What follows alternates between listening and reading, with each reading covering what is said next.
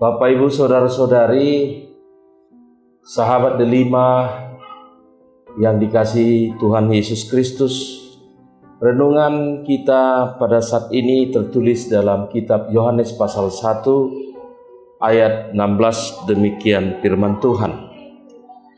Karena dari kepenuhannya kita semua telah menerima kasih karunia demi kasih karunia. Bapak, Ibu, Saudara-saudari, kitab ini adalah kitab Yohanes, bagian dari kitab Injil dalam Perjanjian Baru, di mana nats ini adalah sebagai Injil Yohanes yang membuatkan prolog tentang pengungkapan keajaiban dan anugerah yang kita terima melalui Yesus Kristus. Yohanes 1 ayat 16 ini adalah mengingatkan kita akan kelimpahan kasih karunia yang diberikan oleh Allah kepada umatnya melalui Yesus Kristus.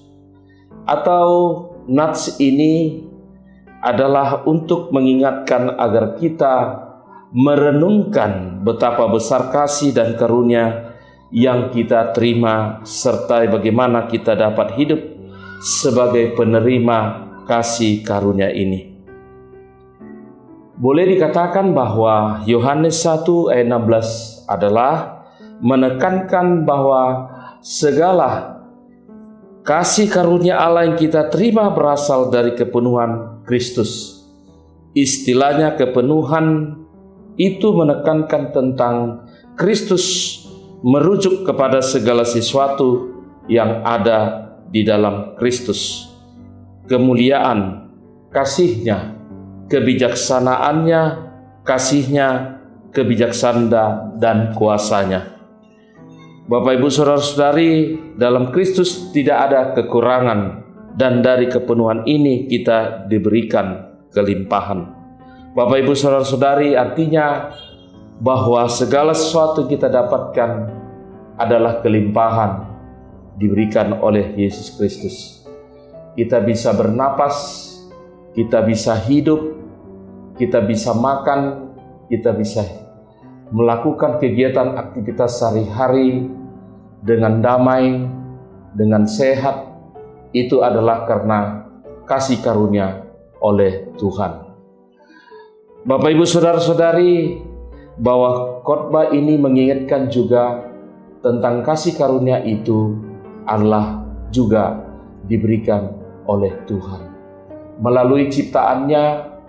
Di dalam dunia ini ada bintang, ada bulan, ada matahari, dan juga ada tanah, ada air, ada tumbuh-tumbuhan, ada hewan, dan juga ada bahan tambang dan lain sebagainya.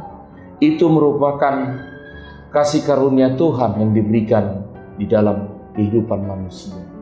Sehingga sesuai dengan kitab Kejadian pasal 1, bagaimana penciptaan dilakukan pada hari pertama hingga hari ke-6, semuanya diberikan atau ciptakan oleh Tuhan dengan secukupnya, demi untuk apa yang diperlukan atau dibutuhkan oleh manusia di dalam kehidupan. Makanya selesai itu diciptakan, barulah manusia itu diciptakan. Bapak, Ibu, Saudara-saudari, kasih karunia ini juga menggambarkan berkat yang terus mengalir tanpa henti kepada kita, sehingga di dalam bahasa Yunani dikatakan karin anti karistos, karunia atas karunia.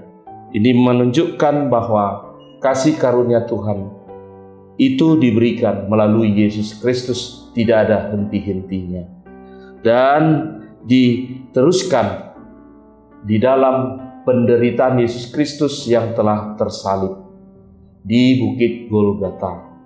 Diberikan napasnya, tubuhnya dan darahnya untuk penebusan dosa manusia, dan ditunjukkan bahwa Yesus itu adalah Tuhan.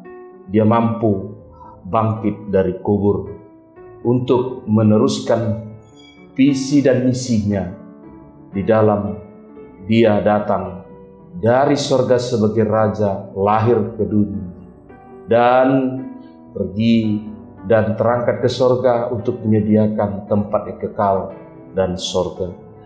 Bapak, Ibu, saudara-saudari, inilah menunjukkan bahwa kepenuhan daripada Yesus Kristus itu, kita diberikan kebutuhan jasmani, kebutuhan kehidupan sehari-hari, dan juga kita diberikan kebutuhan kehidupan yang kekal, yaitu bagaimana kita mengenal Kristus itu melalui membaca Alkitab, bagaimana kita berdoa, bagaimana kita mendengarkan firman Tuhan, bagaimana kita mendengarkan dan menyanyikan lagu pujian bagi Dia.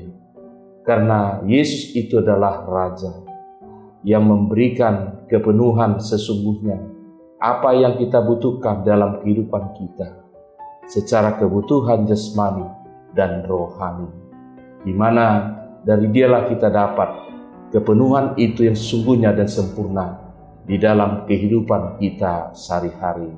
Salam Bapak Ibu Saudari,